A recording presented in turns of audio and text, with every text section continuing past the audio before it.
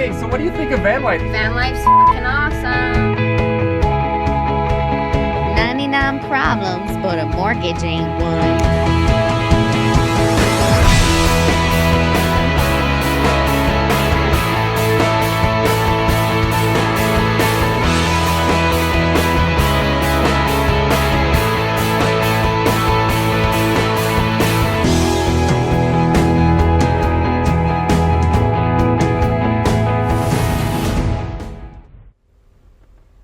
All right, let's get to some more of your questions. That video I put up a little while ago asking you for your questions.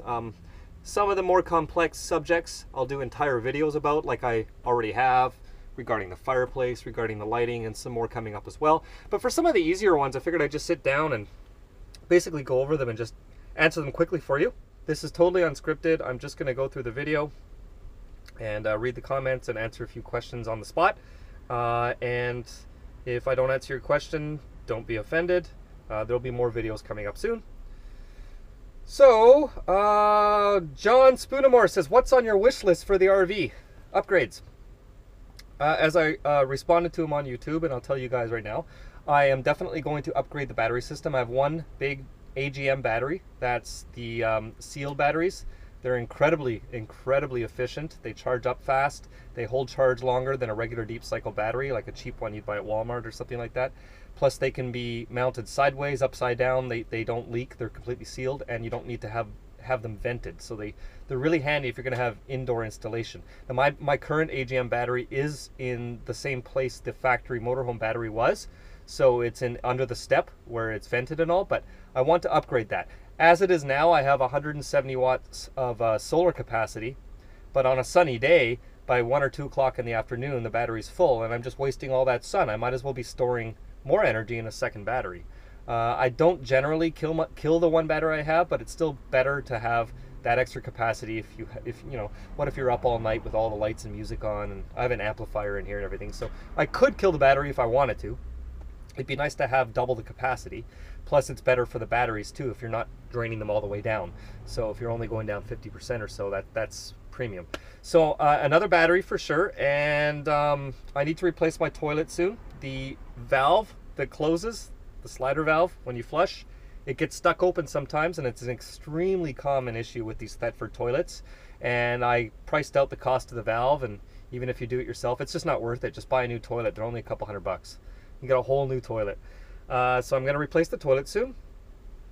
I'm also considering one of those detachable wind turbines to go on the side of the motorhome for the summertime if I'm off camping or music festival or at the beach or something.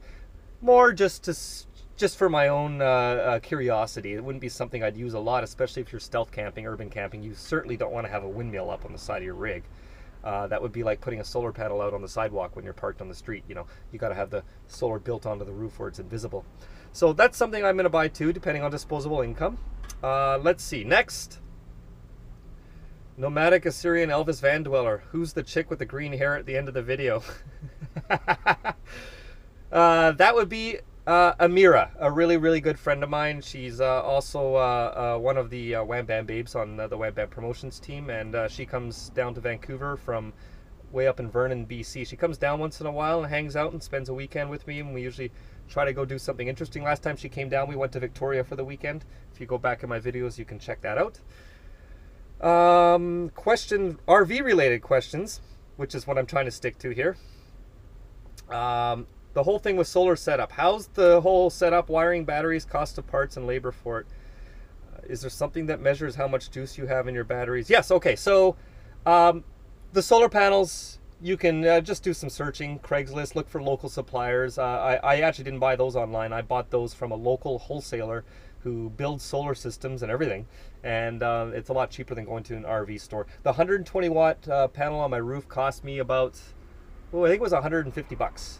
And the 50 watt panel on the front cost me about $75.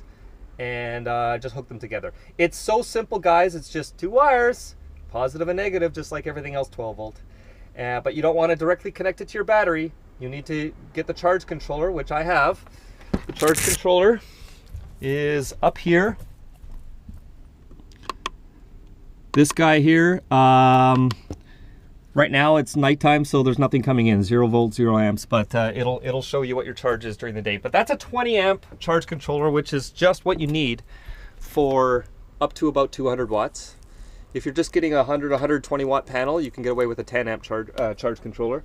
That controls the rate of charge to your batteries, protects your batteries from overcharging, and as the batteries get full, the charge controller slows down the charging. So that charge controller was about $100. So that can cost as much or more than the panel, depending on the size of the panel. And then it's just connecting the 2 wires from the panel to the charge controller, and then out the bottom of the charge controller to your battery.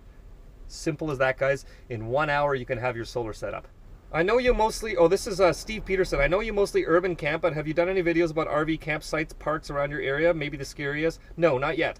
I've done lots of that in the past, but that was before I had a YouTube channel. That's when I had my old motorhomes, before, when I lived when I lived in a Class C, Class A.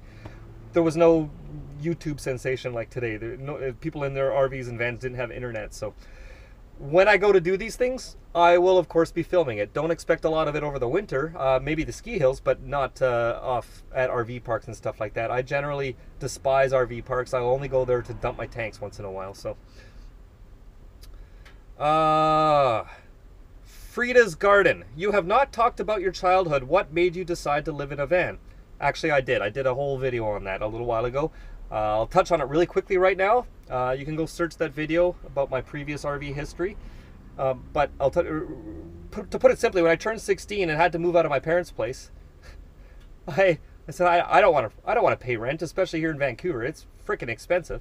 And I met a guy that was living in a Ford Econoline 150 panel van, no windows, and he converted it into a little camper. He put a stove, a sink, a bed in there, beautiful woodwork. And I thought, geez, this is the way to go. I was driving around on a scooter at the time, and I sold the scooter, took the money, and went and bought my first camper van. It was a pop-top Dodge Class B camper van. I lived in that for a couple of years, had major parties in that thing. I actually parked it at my old high school parking lot, and everyone would come over and hang out almost every night. Some of the best times of my life. And it just spiraled from there, and I ended up getting other types of motorhomes.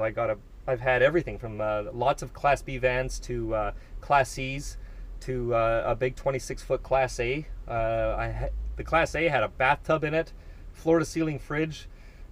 It was overkill, though. You definitely don't want that for city living. And quite honestly, I don't need 3 beds. I need 1 bed. I don't need a bathtub. I got a shower. It's good enough. I also did a video on that, why I chose this type of motorhome, a Class B, over the other 2. So you can search my videos and find that for a little more info. All right, so that's it for now. I have a lot more to go through, so that'll be for the next video, guys. So keep on rocking the free world. We'll talk to you soon.